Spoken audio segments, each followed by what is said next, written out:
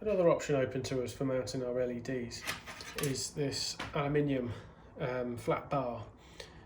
It's super easy to install because you can either use the foam backing tape and run a strip all the way down one side, peel it off, stick it down, away you go. And all you would do is just peel off your backing tape to your LEDs and then stick that to it. And then what this aluminium strip would do is act as a heat sink and just take the heat away from the LED itself into the metal bar and dissipate it nicely so it doesn't affect your wood, and giving you a longer lasting on the LEDs.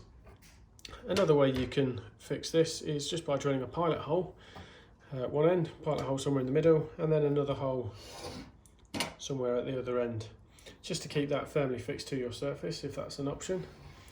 If it was me, I would probably opt for the foam backing because it is super sticky, super strong, and once that's on, it's not going anywhere. And like I say, all you do, you just peel off your backing tape for your LED, stick it down, and that is then not going anywhere and will have really good heatsink capabilities. Nice cost-effective way to utilise an aluminium strip as a heatsink for your LEDs.